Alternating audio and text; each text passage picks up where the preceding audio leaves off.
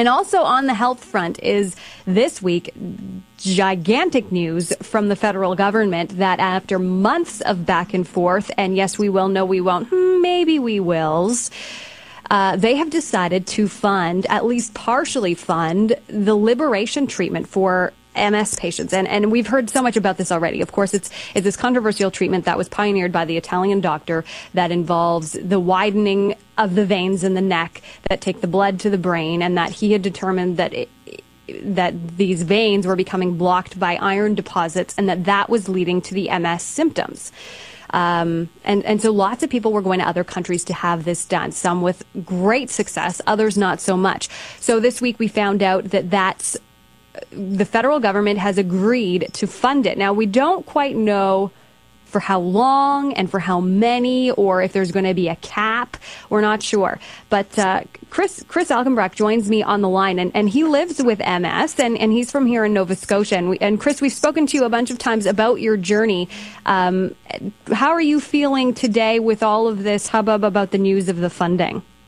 Well, I mean, yesterday when I heard it, Erin, I was really ecstatic. I was really excited. I was thinking, finally, all of the advocacy work and pushing and letter writing and meeting our local MPs, and I was able to meet Senator Jane Cordy here in Nova Scotia as well with my wife.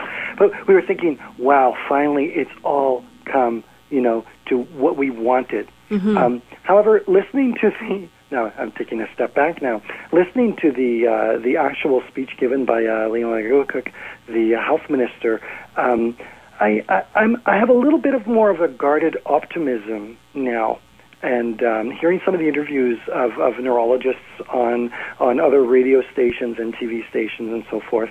Yeah, I think I'm not quite as optimistic as I was yesterday. And do you think it's because of it's not, I won't say a wishy-washy commitment. They've committed to funding clinical trials. Is it because, are you concerned that the federal government is going to put too many caps on this and maybe it won't be as studied as thoroughly as it should be? Well, that's part of it. I think one of the problems that I have is who is going to be in charge of these studies? Who is going to be in charge of selecting which projects get financed? We had the exact same situation with the MS Society of Canada a little over a year ago when they announced their funding for the 7 clinical trials.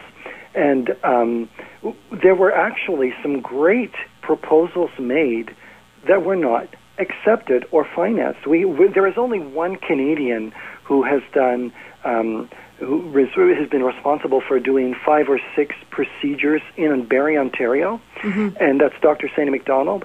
He made a proposal at that time for a clinical trial and for imaging protocol research, and that was refused. And he's the only Canadian doctor who had done this. Not only that, the Canadian Institutes of Health Research, the same organization that made this announcement yesterday, they've done a 100% flip.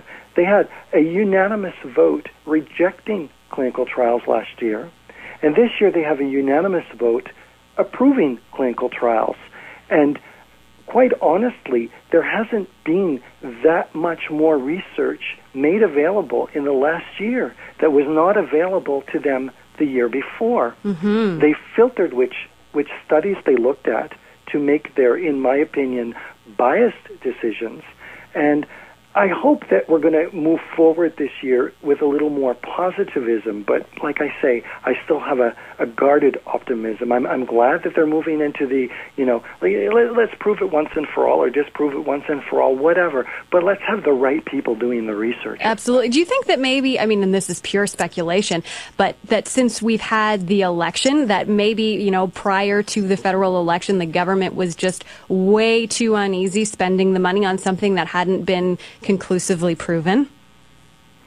I can't really say anything for or against that. I do know that there are several liberals at the forefront of making this come to happen. We have Dr. Kirsty Duncan, who is the MP for Etobicoke in Toronto, in the Toronto area, and she has been to 5 out of 7 international symposiums on CCSCI.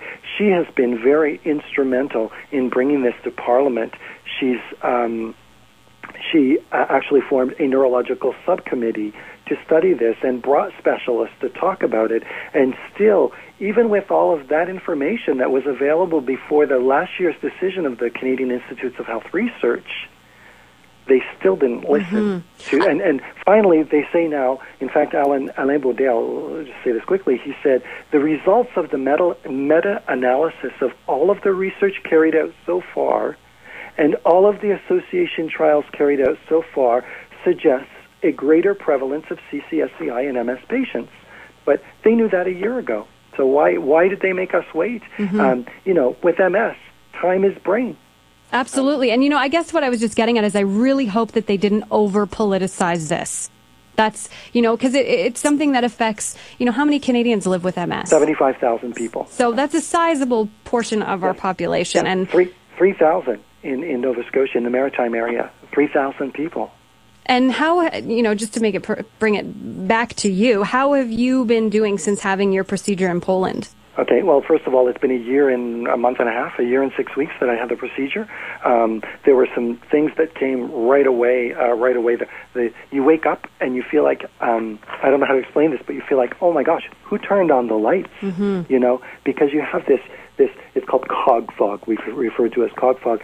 And, this inability to concentrate. And now, life is so different. It helped me in many areas, urinary function. I don't have any problems with urinary function anymore. I don't have any problems with, I don't have as many problems with balance and mobility. I went from walking, I'll give you an example, I went from walking about 150 feet with 2 canes for the last 5 or 6 years, using a wheelchair about 30% of the time at home. I don't use my wheelchair anymore. It collects dust in the basement.